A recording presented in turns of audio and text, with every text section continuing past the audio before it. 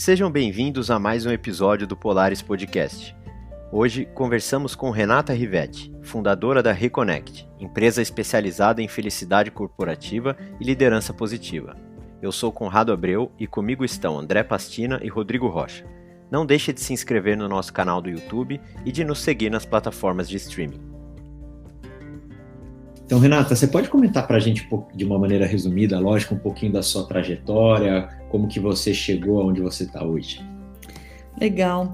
Eu me formei em administração na FGV, queria trabalhar transformando o mundo, né? Fui buscar o terceiro setor, mas acabei indo para a área de marketing, tinha que me sustentar, acabei buscando uma vaga como trainee numa área de marketing e fui crescendo bastante na carreira, numa grande multinacional, gostava do que eu fazia, mas eu sempre fiquei em busca, né, de um propósito, de algo que tivesse mais sentido e mais a ver comigo. E acabei descobrindo a psicologia positiva, descobrindo que existia uma ciência que estudava a felicidade, né, o bem-estar, me aprofundei, me especializei no tema e aí acabei fundando a Reconnect, que é uma empresa hoje especialista, né, em felicidade corporativa, em liderança positiva, para tentar ajudar a transformar o ambiente corporativo que ainda é desafiador, né, que ainda apresenta indicadores aí bem difíceis. Muito bacana. Renata, você, só nesse começo, você já falou e me fez lembrar, assim, da missão da empresa que eu trabalhava, né? E era engraçado, porque na missão tinha o termo felicidade. Uhum. E eu nunca tinha entendido isso muito na missão, assim, quando era jovem, sabe? Porque a missão era o seguinte, era ser a maior, a melhor e a mais feliz das empresas. Uhum. E eu falava aquilo, putz, como que é uma bobagem isso, né? E aí, você acredita que, assim, passou o tempo, lógico, a gente cresce, a gente percebe, e hoje eu costumo dizer o seguinte, que tem que mudar, né? Tem que começar pelo seguinte, ser a empresa mais feliz, a melhor, e aí, como consequência, a maior empresa. Né? Então, como isso é importante, eu percebi isso como é importante realmente para os colaboradores felizes, alinhados com o valor, com a cultura, com a missão da organização, lógico, com o propósito, para fazer o crescimento das organizações. Eu queria que você comentasse um pouco se você enxerga isso também nas outras organizações. Perfeito. A gente entende ainda que as pessoas não conseguem associar a felicidade de trabalho, né? Existe um grande tabu, até porque as pessoas interpretam que, vou ser feliz na minha vida pessoal, trabalho é um fardo, eu não gosto, né? Mas é para pagar minhas contas. E aí a gente começa a olhar, a gente vai passar mais de 80, 90 mil horas da vida trabalhando. Então, não pode ser um momento que não me traga nenhum sentimento, né, de bem-estar, de felicidade. O ponto principal é que eu sempre falo que a gente tem que desmistificar o que é a felicidade no trabalho. Não são os benefícios que as empresas oferecem, não é a caneca, não é o ambiente colorido. Tem muito mais a ver com o trabalho da pessoa gostar do que ela faz, dela se sentir realizada, dela ter um significado, né, dela encontrar realmente um propósito no dia a dia e também dela ter melhores relações, né? Inclusive o ambiente de trabalho pode ser um lugar que você tem um grupo de apoio. E quando a gente entende isso, aí eu concordo 100% com você, a equação está errada, né? A gente deveria entender, tem um grande professor de Harvard, o Shawakar, que ele fala, a gente deveria entender que felicidade traz sucesso e não o contrário, né? E a nossa sociedade busca muito o sucesso para depois ser feliz. E a gente entende nos estudos aí da ciência da felicidade que é o contrário, a gente deveria realmente pensar em ter uma vida com propósito, com realização, com emoções positivas, e isso traria sucesso para todos os âmbitos da minha vida, né? Não sei se faz sentido para vocês. Não, faz sim. E aí é até uma coisa provocativa. Eu sou apaixonada por questão de propósito também. Uhum. Tudo Ikigai, faço Ikigai, enfim. Tudo bastante isso. E aí, uma vez, uma pessoa chegou e comentou num dos meus posts na internet, perguntando, você sabe qual é a média de idade que as pessoas acham o seu propósito?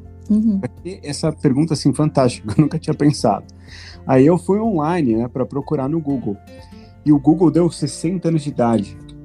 Eu falei, como assim 60 anos de idade? Eu não vou esperar até essa idade para achar um propósito, né?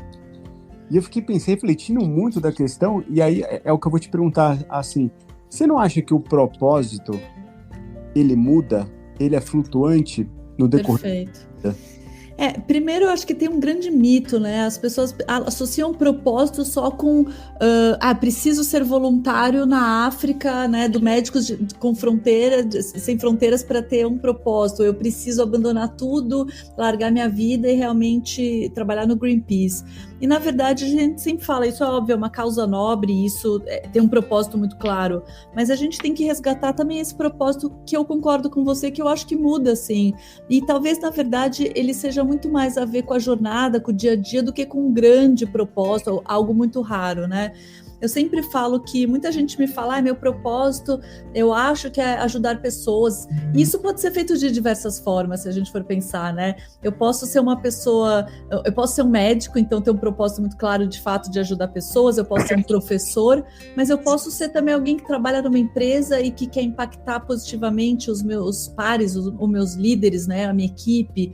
Então isso também é um propósito de ajudar pessoas. Mas às vezes a gente fica muito com esse lugar até romantizado do propósito, né, de que tem que ser algo muito grandioso e que não tem a ver com o trabalho, e que não tem a ver com o mercado corporativo.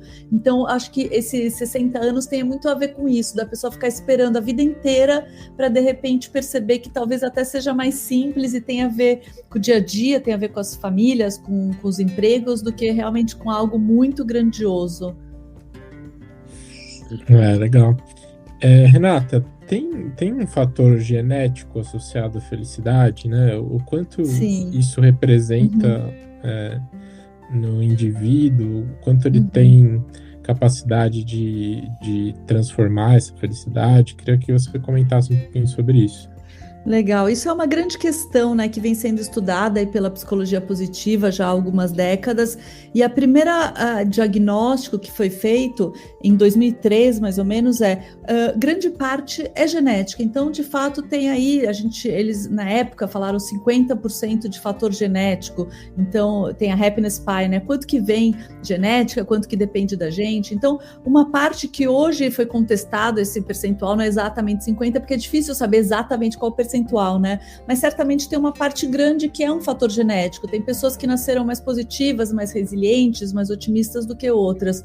Mas isso não é tudo, né? Então, tem um segundo aspecto que são circunstâncias da nossa vida. E a gente focou demais como sociedade nisso, achando que se eu tiver a casa de 80 metros, eu vou ser mais feliz do que na de 60. Se eu tiver o iPhone 13, né, verde, que lançou super lindo, eu vou ser mais feliz do que com o iPhone 12. Se eu tiver minha bolsa Chanel, eu vou ser feliz.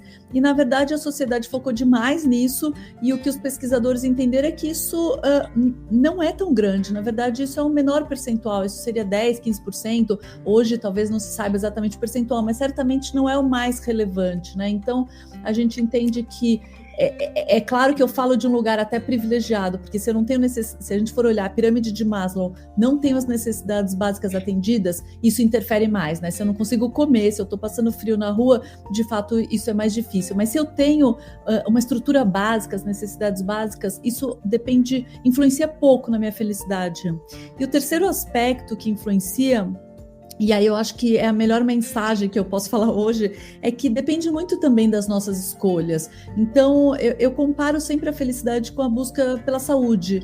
Tem gente que, de fato, nasceu mais saudável do que outras pessoas, né? Tem pessoas que têm aí desafios na saúde, tem realmente diabetes ou alto colesterol, enfim. E essas pessoas têm que se esforçar. A felicidade é exatamente a mesma coisa. Então, se eu quero ter mais saúde, eu sei que eu tenho que mudar minha alimentação, eu sei que eu tenho que fazer exercício físico, eu sei que eu tenho que descansar, enfim, eu sei o que eu preciso fazer. O problema é, na felicidade, ninguém estuda felicidade, né, desde pequeno, ou pelo menos não estudava até hoje. Então, a gente não sabe o que eu preciso mudar, que escolhas que eu preciso fazer para ter uma vida mais feliz. E hoje a gente consegue já entender que existe um modelo que começa a te mostrar quais são os caminhos, né? Não a fórmula mágica, certamente, isso não existe, mas existem caminhos, existem aspectos além, né, da genética, para eu falar, eu posso sim fazer escolhas para ter uma vida um pouco mais feliz, para ter uma vida com significado, para ter uma vida com mais realização, né? Então, isso é possível. Apesar do fator genético ser importante, a gente entende que uma parte importante também é o que eu escolho todos os dias na minha vida. E um desses modelos é o PERMA, né? Perfeito. Você pode falar um pouquinho o que é essa sigla, o que ela representa?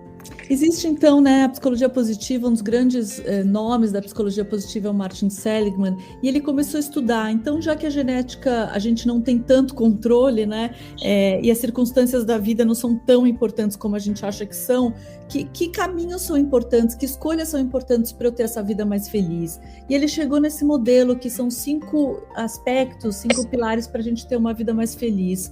O primeiro aspecto, né, o P, são as emoções positivas, que é a gente ter alegria, que a gente dá risada, que a gente fazer coisas que tragam prazer para a nossa vida, né? Isso pode ser encontrado através de uma diversão, do que me traz alegria, de ter esperança, de ter otimismo. Então, esse é um aspecto importante na nossa vida.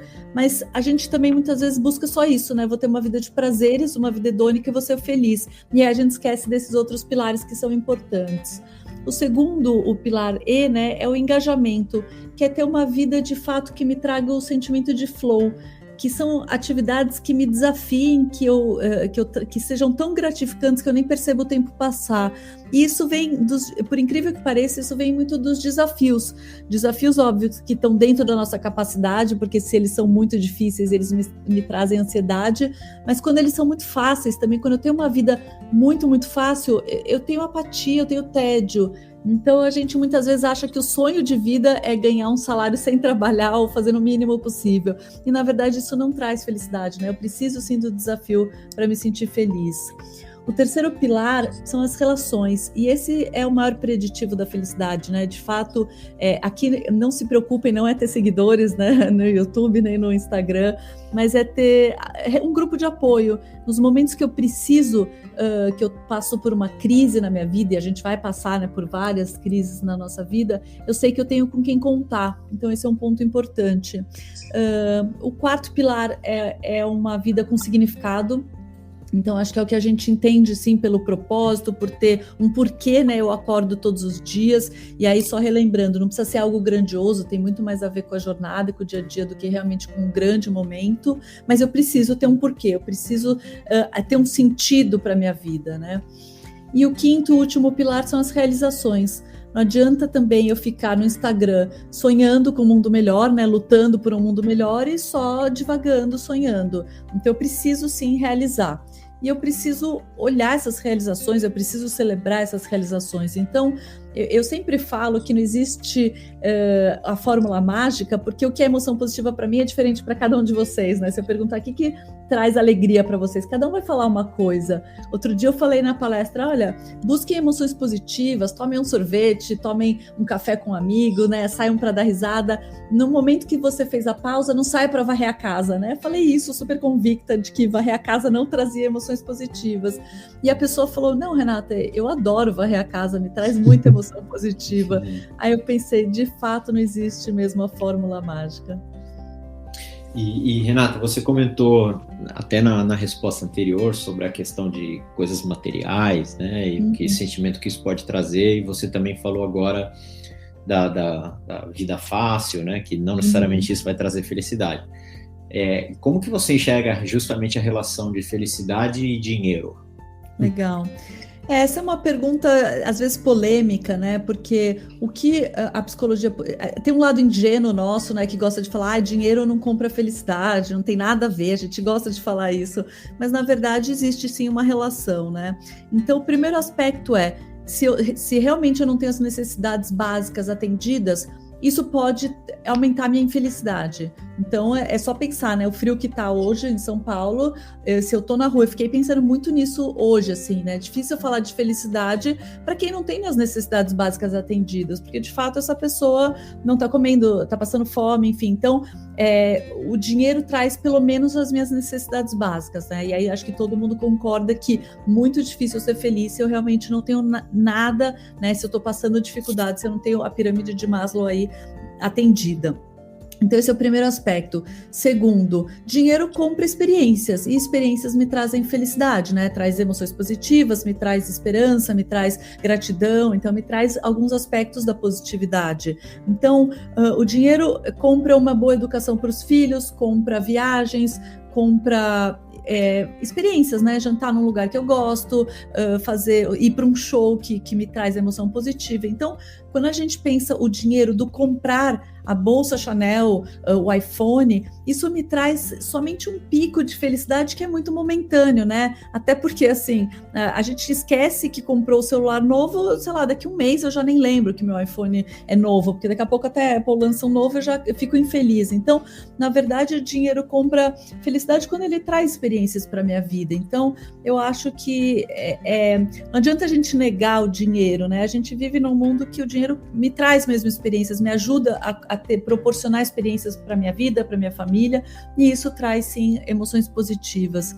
Então, acho que é isso, assim, não adianta romantizar demais, né, falar, não preciso de nenhum dinheiro, porque, de fato, não ter nenhum dinheiro traz, talvez, infelicidade, mas lembrando que a compra material me traz realmente uma felicidade muito impermanente, né, se eu for realmente achar que eu vou ser feliz o dia que eu tiver uma nova bolsa, um novo celular, uma casa maior, aí eu vou ficar numa busca incessante, aí é uma felicidade muito curta, que não compra uma felicidade mais permanente. E Renata, 2 comentários. O brilhante Woody Allen falava o seguinte, né? Que o dinheiro não traz felicidade, mas provoca uma sensação tão parecida que é necessário um especialista para verificar a diferença. Legal. Né? Agora, eu não sei se você já chegou a ver uma matéria há muito tempo atrás, da CNN, que ela estudou as pessoas que ganhavam a loteria, né? Sim. E aí, essas pessoas que ganhavam a loteria, eles chegaram à conclusão seguinte, que ou ela gastava em curto tempo todo o seu dinheiro e acabavam ficando mais ainda em prejuízo, então a felicidade não durava muito, porque acabava comprando tudo e tudo mais. E o segundo, perdia todos os amigos, porque queria segurar tanto dinheiro que toda a família vinha pedir dinheiro para ele e tudo mais, e acabava a amizade, e com isso gerava infelicidade. Perfeito. E aí a conclusão que chegou foi exatamente o que você está falando, que as pessoas que ficaram felizes ganhando uma loteria foram aquelas que pegaram esse dinheiro e dividiram através de experiências com os amigos ou próximos. Legal. Então, por exemplo, pegava isso e viajava para fora, fazia uma coisa legal. E, sinceramente, eu vejo muito isso comigo. Quando eu gasto alguma coisa numa viagem com minha família, ou, sei lá, um passeio com os amigos, aí vai, putz, isso me preenche muito mais do que realmente eu chegar e comprar alguma coisa. Não que eu não fique feliz de comprar um computador, lógico que eu vou ficar feliz, mas é o que você falou, tem data de validade, sabe? É bem isso, assim, tem vários estudos, né, de pessoas que ganharam na loteria ou ganharam alguma coisa, o que mostra é que existe realmente um pico de felicidade, então é verdade, né, eu comprei um celular novo, eu comprei um computador novo, eu fiquei feliz, mas daqui a pouco tem 2 aspectos, isso chama adaptação hedônica, né, 2 aspectos que me trazem, inclusive, uma infelicidade depois. Eu começo a buscar cada vez mais, né, então, ganhei na Mega Sena, realmente, agora eu quero mais, gastei tudo, já quero mais, então a gente fica nessa busca, e segundo, eu me comparo socialmente, né, então alguém sempre vai ter mais do que eu, né, então acho que essa é uma busca incessante mesmo, então a gente vê aí, o Richard Branson foi para o espaço, aí o Jeff Bezos teve que andar 20 quilômetros a mais para falar, olha, eu fui também e ainda andei mais, né, então acho que é isso, e aí quando eu vivo experiências, como você falou com a família, a gente leva isso para sempre, a gente vai lembrar disso até o final, né, então certamente essas experiências, elas trazem emoção positiva, trazem gratidão, trazem vários aspectos que a gente mensura como indicadores, né, da positividade, que trazem felicidade, então certamente isso traz mais sentido para a nossa vida do que só a conquista material, e a gente... Desculpa, pode falar. Não, da loteria, e ainda falando de loteria, né?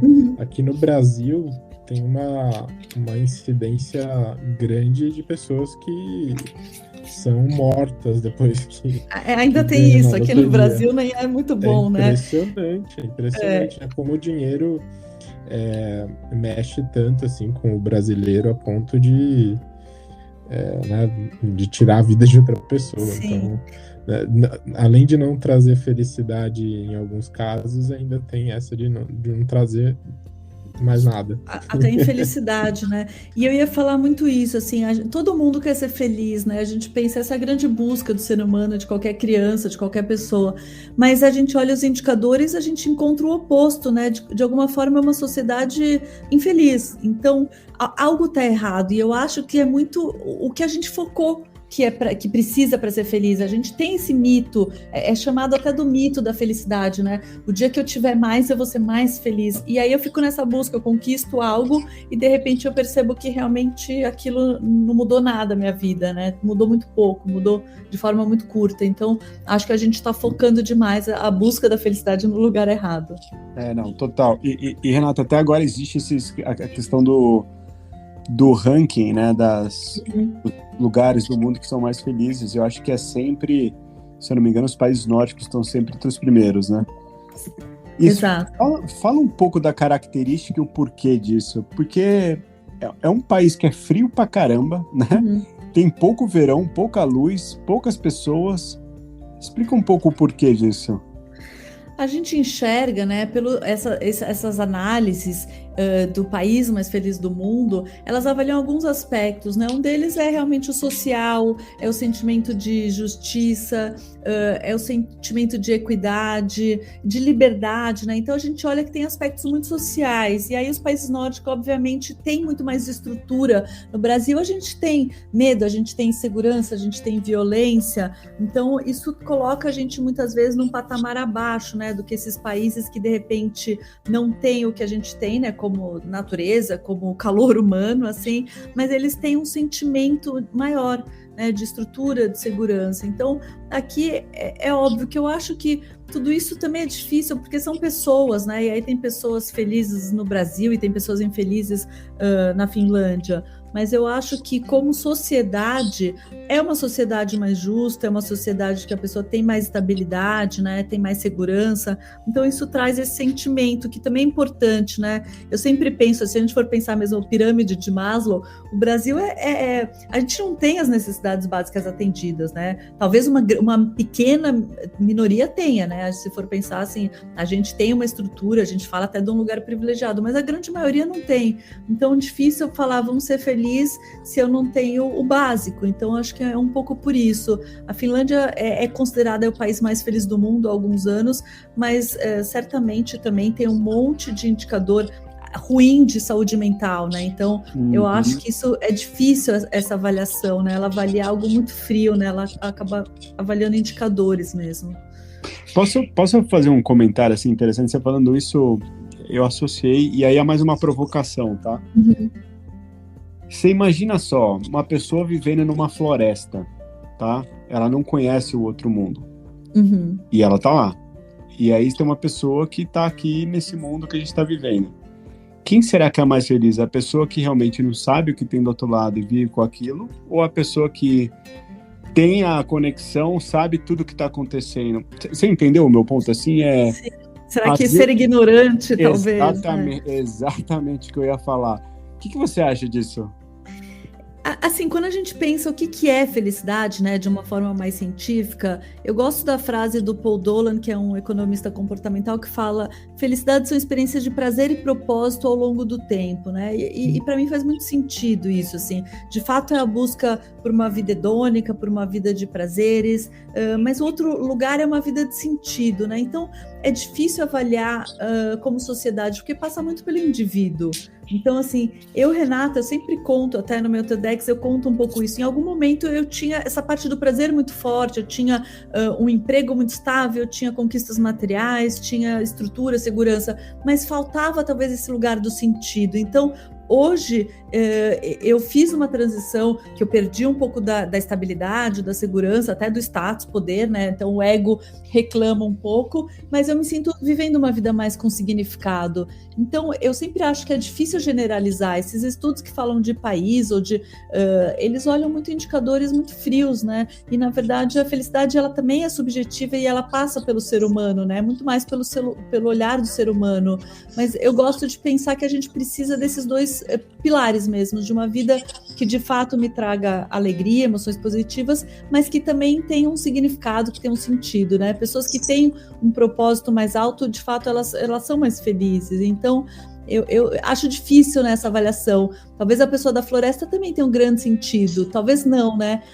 A gente tem um estudo na psicologia positiva que talvez responda um pouco isso que você também está me perguntando, porque freiras foram estudadas, né? Em 1930 pediram para elas escreverem um relato autobiográfico. E a freira está num lugar isolado, né, teoricamente vivendo a vida com muito significado, né, com propósito, significado muito grande. E metade das freiras, uma parte das freiras era muito infeliz e reclamava, e outra parte escrevia coisas muito positivas, era muito grata. E depois de 60 anos, os pesquisadores voltaram para entender o que aconteceu com essas freiras, né? E em 1990 eles voltaram e as freiras infelizes, né, as menos positivas, elas tinham vivido muito menos do que as freiras positivas, assim, quase mais da metade das outras freiras viveram mais, assim. Então a gente começa a entender, talvez esse lugar da positividade, de eu ter uma vida que eu acredito e do meu olhar, né, de ter essa gratidão com significado para minha vida, me faça viver mais. E elas tinham vivido muito melhor, né, com muito mais qualidade de vida, menos doenças também. Então eu acho que é muito o teu olhar, porque elas viviam no mesmo lugar, tinham a mesma vida, comiam no mesmo refeitório, né, tinham a mesma missa, passavam exatamente pelas mesmas coisas, mas uma parte achava aquela vida maravilhosa, né, tinha muito significado para elas, e outra parte estava lá reclamando todos os dias. Então a questão de estar na floresta ou estar aqui no meio do caos, eu acho que passa muito pelo teu olhar também, né, o quanto você enxerga emoção positiva e significado nessa vida que você vive. E Renato, você comentou agora há pouco sobre o Branson e o Jeff Bezos, deu aquele exemplo, né? Eu acho que isso é uma coisa que sempre existiu, acho que sempre vai existir também, mas eu vejo que hoje isso é muito mais cruel, muito mais impactante, a questão da competição, né, de você estar sempre se medindo em relação às outras pessoas, ou que as outras pessoas publicam, ou que dizem que estão fazendo, deixando de fazer. E eu acho, como você entende que é a melhor maneira de lidar com isso, né? Porque às vezes você está feliz, mas você vê alguma coisa que pode gerar um gatilho negativo, que você fala, nossa, eu deveria estar fazendo mais. Simplesmente porque você viu outra pessoa, até então você estava ótimo, mas você viu outra pessoa fazendo alguma coisa e pode ter esse gatilho em você.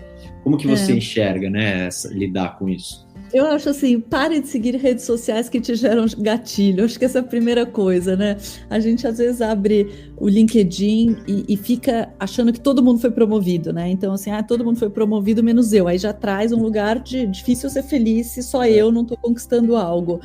A pessoa abre o Instagram, só vê corpos perfeitos, vidas perfeitas, todo mundo tem sucesso, todo mundo é linda. Então, assim, outro dia uma aluna me falou, tinha acabado de eu tinha tido um filho há 6 meses, a Sabrina Sato tinha tido há 2 meses e estava lá com o corpo perfeito de novo e eu estava lá, enfim, acabada ainda. Ela falou, parei de seguir, porque assim, não estava me fazendo bem, adianta me comparar com alguém que a vida muitas vezes é se dedicar, que é cuidar da imagem, e eu tô aqui trabalhando, tendo que dar conta da casa, do bebê, enfim, da família, não tenho tempo nem de ir na academia, como é que eu vou me comparar, né, com essa vida? Então a gente muitas vezes fica buscando mesmo coisas que não fazem bem pra gente. Então a gente vê hoje jovens, muito jovens, né, assim, já deprimidos, ansiosos, né, falando em suicídio. Então certamente as redes sociais hoje elas são maravilhosas, a gente está se conectando aqui, né, por um podcast, então que bom que a gente pode levar hoje informação e a rede social traz isso, mas elas podem ser um grande vilão também da felicidade, né, se eu achar que a vida tem que ser igual ao que eu vejo que é perfeito. Há influenciadores que de repente ficam praticando vidas perfeitas que nem tem, né, que é uma coisa fake. Então eu acho que é tomar muito cuidado com o que eu consumo para minha vida. Legal. Muitas pessoas associam, né, essa busca por felicidade e tal a uma vida mais minimalista, com menos coisas, né? Você acha que esse é um dos caminhos para a busca da felicidade? Viver com menos? Eu acho que o primeiro passo é autoconhecimento, né? Eu preciso me conhecer, entender o que faz sentido para mim, porque hoje também tem muita fórmula mágica, né? antes era compre mais que você vai ser mais feliz, agora não, viva com menos que você vai ser mais feliz. Eu acho que passa muito por cada um, mas certamente o excesso de consumo que a gente tem como sociedade, essa busca infinita, né, de sempre precisar de mais, ela não traz felicidade, né? Ao contrário, ela traz ansiedade. Então eu acho que o viver com menos é se adequar à tua vida, perceber o que precisa, o que não precisa, né? A pandemia trouxe isso muito claro, assim, a gente, sei lá, usou a mesma roupa todos os dias, assim, não precisou tanto de coisas que talvez a gente comprasse antigamente. Então eu acho que olhar o que eu preciso de fato e o que eu não preciso e cortar esse excesso, eu acho que é positivo, sim. Mas é se adequar.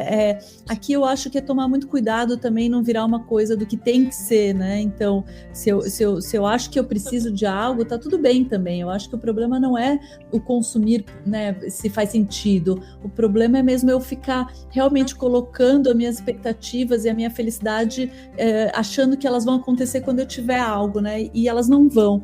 Então eu acho que é esse cuidado só que a gente tem, né? O Instagram hoje traz propagandas o tempo todo, né? Assim, a gente traz informação, coisas pra gente, esse desejo de comprar o tempo todo. E aí a gente começa a perceber que, de fato, eu não preciso disso. Então eu acho que eu posso ter um equilíbrio, eu posso buscar menos, lembrando que, de novo, viver experiências vai te trazer felicidade, ter relações positivas vai te trazer felicidade, né? Ter uma vida com significado, com propósito vai te trazer felicidade. Então, é encontrar, talvez, equilíbrio. Eu acho que a palavra-chave, talvez, da vida seja mais o lugar do equilíbrio, né? Do que faz sentido para mim. Não sei o que vocês acham. Não, eu também acho. Eu acho que equilíbrio na vida é tudo. E aí a minha pergunta até, emendando essa, é exatamente essa coisa de redes sociais, né? Porque você viu um boom cada vez maior de pessoas mais infelizes, né? Eu não tenho os números de questão de suicídio e tudo mais, mas deve estar crescendo, né? Você acha, então, que a tecnologia mesmo acelera esse processo? Ela traz esse lugar da comparação, né? A comparação, a competição, tem um filósofo inglês, o Bertrand Russell, que ele fala que uma das causas da infelicidade certamente é a comparação e outra é a competição. E eu acho que as redes sociais, elas aceleram um pouco isso, né? Elas podem ser super positivas e eu posso realmente utilizá-las para trazer conhecimento para minha vida, para me relacionar, pode ser algo legal. Mas se eu abro as redes sociais só para ficar olhando influenciadores, né, ou vidas que não tem a ver, que eu vou me frustrar porque eu não vou ter, isso certamente pode causar, assim, a infelicidade. Então, eu acho que é um cuidado que a gente tem que ter, pensando quais são os gatilhos que eu estou encontrando nas redes sociais. Tem gente que, de fato, abre o Instagram e fica deprimido, fica mais ansioso. Então, para que eu fico seguindo coisas que não me fazem bem, né? Essa comparação, certamente, ela é uma grande causa de infelicidade, sim. Uhum. E, Renata, até mudando um pouquinho de rumo aqui, mas de repente pode ser até um gancho para a gente falar mais um pouquinho sobre a Reconnect, mas eu queria que você explicasse para a gente, para os nossos ouvintes, o que é um ou uma Chief Happiness Officer. Legal. Ele é um embaixador da felicidade dentro da empresa, né? A gente tem a formação para trazer um pouco de, obviamente, embasamento teórico, científico, né? Trazer o conhecimento para a pessoa entender mais tecnicamente como é que é a felicidade corporativa na prática, para trazer um conhecimento como mensurar o índice de felicidade nas empresas, mas essa pessoa, sempre fala, o primeiro, não é um super-herói, né? Não vai fazer tudo, ela é uma pessoa que vai ser um gestor do projeto.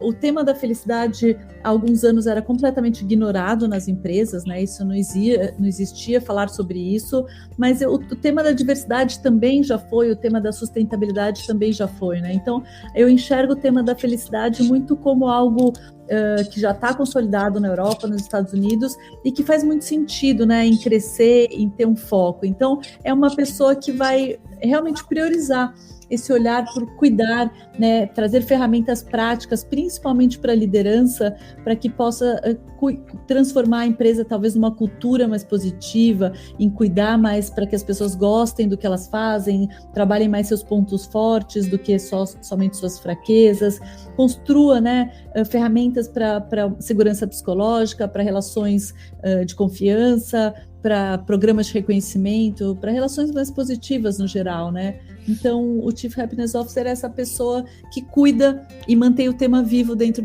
da empresa. E tem uma pergunta, assim, você que tem trabalhado bastante nas empresas, qual que é a grande causa hoje da infelicidade dentro de uma organização? Muitas vezes o gestor mesmo, né? A gente vê os líderes hoje sendo um grande desafio, porque muitas vezes são bons técnicos, bons batedores de metas e nunca olharam para pessoas e nem entendem muitas vezes que esse é o papel deles, né? Tem líder que me fala, tá, mas eu não sou terapeuta, eu não sou psicólogo, o que eu posso fazer? E eu sempre falo que, no mínimo, você pode ouvir, no mínimo, você pode ser mais empático, no mínimo, você pode construir relações mais de colaboração e não de competição na tua equipe. Então, eu acho que hoje uma grande causa de infelicidade vem da falta de reconhecimento. Hoje se fala muito da grande renúncia, né? Pessoas saindo do emprego, milhões de pessoas nos Estados Unidos saindo de forma voluntária, e a gente vê no Brasil esse fenômeno já acontecendo, né? Com mais de 600 mil pessoas saindo, um terço das pessoas que saíram do emprego no mês passado foram voluntárias. Então, e às vezes sem emprego, né? Elas simplesmente saíram porque elas não aguentam mais. Então, a gente entende que a falta de reconhecimento, a falta de valorização do meu gestor para o meu trabalho, para as minhas atividades, é uma grande causa de infelicidade das pessoas. E a segunda, eu acho que é a falta de propósito também. Eu não entender que o meu trabalho tem sentido, eu não perceber que meu trabalho impacta outras pessoas, eu não sentir que, de fato, eu tenho um porquê. Então, isso também traz um sentimento de muita falta de felicidade, né, para as pessoas no trabalho. Uhum. E aí, eu tô lembrando agora que tinha aquele Great Places to Work, não tinha uma empresa dessa que fazia um ranking? Existe ainda, né? E ele é baseado... porque ele fala Great Place é muito voltado na felicidade, mas é muito mais amplo do que isso, né? Muito mais. Ele fala também do lugar que trabalha, das condições, dos benefícios, né? E a gente fala que isso tudo é super importante. Então, a gente focou muito como sociedade nas conquistas materiais para ser feliz. E as empresas focaram muito em dar coisas, né? Então, ficou aquele exemplo do Google de a empresa, para as pessoas serem felizes, precisa de um tobogã, ela precisa ser colorida e ter um ambiente super descontraído. E a gente entende, né, estudando um pouco mais profundamente, que isso é importante, isso são os fatores higiênicos, sem ter um ambiente com uma boa iluminação, com salário pago em dia, com bom bônus, com benefícios, as pessoas vão reclamar, né? Isso faria na pirâmide de Maslow também, assim, as necessidades básicas. Mas isso não garante a felicidade. O que de fato garante a felicidade das pessoas é elas realmente terem um trabalho que elas gostem mais das atividades, que elas tenham o que a gente falou do senso de realização, de significado, de impacto, né? Talvez até na sociedade ou em outras pessoas. E o segundo pilar que são as relações. Então, o Great Place to Work, ele fala muito das condições, né? Então, ele é super importante para medir algo, para entender se as empresas estão trabalhando, pelo menos para gerar essas condições interessantes para os colaboradores, mas ele não garante que a pessoa tenha um trabalho que ela goste, que ela esteja super engajada, que ela tenha relações positivas em tudo, né? Então, eu acho que a felicidade acaba olhando um pouco mais outros aspectos também. Uhum. Esses selos, eles até... eu acho que são bem questionáveis, na minha opinião, não especificamente o Great Place to Work, mas não é uma chancela garantida, né? É bem subjetivo, como você comentou. Então... E às vezes, né, o gestor quase que obriga a pessoa a responder bem, né? Porque todo mundo quer ganhar o selo, os próprios colaboradores também querem o selo. Então, a gente tem que entender que quando a gente, por exemplo, vai tentar mensurar a felicidade, a gente quer saber a verdade, a gente quer saber os bastidores. Eu converso com pessoas, né? A parte qualitativa também é super importante, porque no final a felicidade tem muito mais a ver como elas se sentem e não o que elas receberam da empresa, né? Então, eu sempre falo, eu acho que criar um selo de felicidade seria ruim, porque aí vai fazer as pessoas quase que buscarem isso de uma forma como uma meta, né? E não como uma verdade. Né? Exato. Renato, o que você está achando agora dessa questão de home office e back to the office, entendeu? Assim, isso influencia bastante, né? Eu acho que é um pêndulo, vai para um lado, vai para o outro, né? Não tem a fórmula mágica, né? Certamente o modelo híbrido me parece o melhor, né? E por todas as empresas que eu tenho conversado com as pessoas, me parece que o modelo híbrido certamente é a melhor opção, mas mesmo isso ainda... O que é o modelo híbrido, né? Como é que dá para trabalhar com flexibilidade no modelo híbrido? Para que a gente vai para o escritório? É uma questão importante. Como é que a gente pode começar também a ter um trabalho assíncrono, né? Se a gente tem reuniões do começo ao fim do dia. Então, eu acho que esse modelo novo, ele ainda não existe. Eu acho que a gente está construindo o futuro do trabalho juntos, né? E a gente vai ter que ter... A palavra-chave para mim é comunicação e transparência. Certamente a alta liderança precisa parar e ouvir o que as pessoas estão sentindo, porque as pessoas mudaram de vida, né? Ninguém mais quer... Eu sempre falo, o problema não é o trabalho presencial, as pessoas gostam de se encontrar, elas gostam de estar juntas, às vezes a reunião presencial ela é mais produtiva, mas as pessoas não gostam de ficar 2-3 horas no trânsito, as pessoas não gostam de ter que acordar correndo, não levar os filhos para a escola, não poder almoçar em casa. Então é isso, as pessoas começaram a ter uma qualidade de vida muito diferente, pararam para se cuidar até. Então, esse modelo precisa ser construído ouvindo pessoas, né? Eu até tenho feito em algumas empresas que eu falo super corajosas, da alta liderança, me colocar lá para facilitar rodas de conversa, para discutir o futuro do trabalho, para discutir o futuro do escritório, para construir isso junto, porque é fato que as pessoas estão falando, e estão falando mal, assim, se falar tem que voltar amanhã 4 vezes por semana, as pessoas vão reclamar. Como é que a gente faz e ouve essas pessoas e constrói, então, esse modelo que elas se sintam parte, né, dessa construção? E aí não é a fórmula mágica, aí é ouvir, saber que a gente não vai atender os anseios de todo mundo e falar isso claramente, mas falar como é que a gente pode melhorar e criar, então, uma cultura mais positiva nesse modelo novo, nesse formato híbrido, sei lá, online, né? E até flexível, que certamente precisa. E aí eu não sei se vocês também têm visto, né? Mas assim, muita empresa tem falado, então vamos começar a ver se a pessoa está mexendo o mouse, se ela deixar uma câmera aberta lá de hora em hora para ver se a pessoa está em casa. Mas aí começa um lugar, para mim, é voltar para outras décadas, né? Talvez outros séculos de comando e controle, que não faz sentido mais, né? Não é assim que a gente tem que ter a relação daqui para frente, né? Não sei o que vocês acham. Total, né? Não é a maneira certa de fazer, aparentemente. E aí, uma coisa puxa a outra aqui. Minha pergunta vem justamente desse modelo híbrido que a pandemia trouxe, né? E aí eu queria perguntar justamente o que você acha que a pandemia trouxe aí de conteúdo para suas palestras sobre felicidade. Tenha mexido muito com esse assunto, né? Sim. Não só no trabalho, mas enfim, no contexto mais amplo. O que você tem a dizer sobre a felicidade nesse contexto de pandemia? Acho que primeiro a gente viu...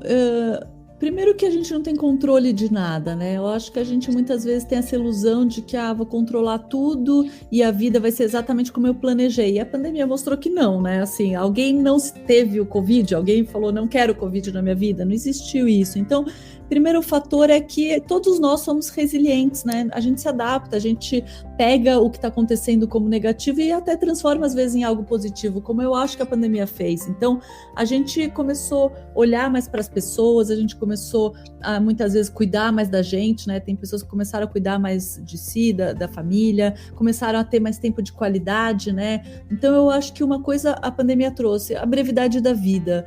A gente passou, quase todo mundo aí passou por situações de dores, né? De lutos, de separações, de mudanças. Então, a gente começou a pensar o que importa na minha vida, se a vida vai ser curta e se a vida vai ser ter esses momentos, né? O que eu quero levar? A gente começa a pensar o que eu quero deixar até como legado. Então, eu acho que tem vários indicadores de pessoas repensando suas vidas, repensando suas carreiras, repensando seu propósito, né? Sua qualidade de vida. Então, eu acho que isso mexeu com todo mundo de forma muito forte.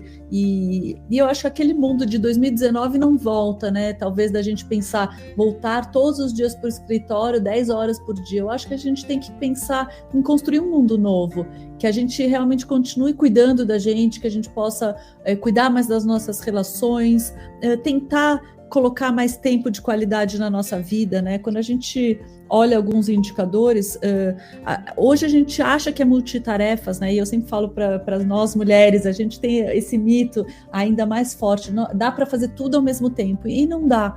A gente faz tudo sem qualidade, a gente faz tudo com 10 pontos a menos no QI. Então, eu não estou fazendo 2, 3 coisas ao mesmo tempo bem feitas. Então, é pensar que talvez eu possa começar a priorizar coisas que são importantes e também dizer não para aquilo que não funciona, para 1000 reuniões ao mesmo tempo, ou para realmente ficar 10 horas no trânsito, enfim. Então, eu acho que essa reflexão da vida e de que a vida é curta, né? Então, o que eu estou fazendo dela, eu acho que ela ficou para todos nós, né?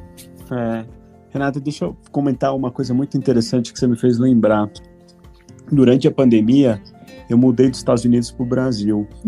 E eu peguei um Uber, e é muito engraçado, porque foi assim, pra você ver como as coincidências acontecem e o aprendizado vem de onde você menos espera. E eu conversando com o motorista, ele falou que morava no Japão, né? E morou no Japão 20 anos e também tinha voltado para o Brasil. Aí eu cheguei para ele e perguntei o seguinte, como é que estava essa adaptação e tudo mais. Ele falou que estava cansado de morar no Japão, que igual o país da gente não tem, né? Que depois de ficar tanto tempo longe, sentia falta da família e tudo mais. Aí eu perguntei para ele o seguinte, mas você tá feliz, né? E é engraçado que ele falou para mim, bem assim, meu filho, felicidade está dentro da gente, não tem endereço fixo. Vai aonde você for. Se sua felicidade tem endereço fixo, não é felicidade, é dependência. E é bem isso, né? Como essa questão da pandemia fez a gente repensar muita coisa, né? Eu sinto que tinha gente que falava assim, nossa, como que eu posso estar feliz, né, no meio de uma pandemia? Mas, de repente, a pessoa parou, tomou esse choque e se reinventou, né? Então, assim, várias pessoas mudaram de vida e hoje estão mais felizes do que antes, né? Então, eu acho que é pensar que, às vezes, esses momentos... A verdade é que os imprevistos são inevitáveis, né? Assim, vai falar, a vida vai ser... Se eu for esperar a vida perfeita para ser feliz, nunca vai acontecer, eu vou ficar na expectativa. A vida vai ser cheia de desafios como a pandemia e outros, né? Então, de repente, usar esse momento para a gente se reinventar, para a gente buscar o que faz sentido, para a gente parar e cuidar mais da gente, né? Eu sempre falo que felicidade é uma construção e tem muito a ver com o autoconhecimento, tem a ver com olhar para dentro, o que faz sentido para mim, tem a ver com a autorresponsabilidade também, porque de fato a gente precisa se mexer, precisa mudar coisas na nossa vida. E por fim, eu acho que tem muito a ver com disciplina também. A gente acha que vou esperar as coisas serem melhores, né? E aí eu fico esperando e aí vem uma doença, eu falo, putz, agora eu preciso me mexer para cuidar de mim. E a felicidade é um pouco isso, né? Para que eu preciso esperar uma pandemia para perceber que eu quero mais tempo de qualidade com a minha família, por exemplo? Então eu acho que envolve tudo isso e depende muito da gente. Certamente esse olhar para dentro faz parte aí do que a gente busca, né, numa vida feliz. Legal. E aí, Renato, você que está levantando essa bandeira, né, até no dia a dia aí, com empreendendo né, nesse tema, queria te perguntar, você é feliz? Me sinto super feliz, né? E aí lembrando que ser feliz não é estar alegre o tempo todo. Tenho e tive grandes desafios, momentos muito tristes na vida, né? Momentos realmente que você fala, nossa, eu não tenho nenhuma emoção positiva, a vida é dura, é difícil. Então, já passei por vários momentos de dor na minha vida. Mas eu penso hoje muito que, mesmo quando eu não tenho essa vida hedônica de prazer, ou quando eu estou passando por um desafio, eu lembro que eu tenho uma vida com significado, né? E hoje eu me sinto muito, muito realizada, assim, né? Principalmente com o que eu consegui conquistar, falar de felicidade, levar isso para outras pessoas. Eu sempre fui idealista, mas eu achava que eu tinha que transformar o mundo, né? E aí hoje em dia eu percebo que eu vou transformar ao meu redor. Sexta-feira eu fiz uma certificação de Chief Happiness Officer, né? Tinham 15 pessoas muito bacanas, assim, foi uma troca super incrível. E aí na sexta, quando acabou, assim, eu chorei, assim, dessa alegria de pensar, nossa, como que legal, né? Poder levar para as pessoas coisas que eu acredito e mexer em vidas de pessoas, né? Que seja pequeno, que seja só ao meu redor, mas fazer a diferença em quem eu posso fazer. Então, eu me sinto assim, com essa vida com muito significado e com emoções positivas também, buscando sempre que dá também ter prazeres, alegria, né? Que também eu acho que é super importante. Esse podcast te fez feliz? Me fez super, assim, entrei em flow, tava pensando aqui, super bacana falar com vocês e conversar, né, abertamente, sem o script, sem o roteiro, de vida mesmo, né, de caminhos e possibilidades. Então, fico super feliz de estar aqui, sim. Então, com certeza vai fazer os nossos ouvintes felizes também.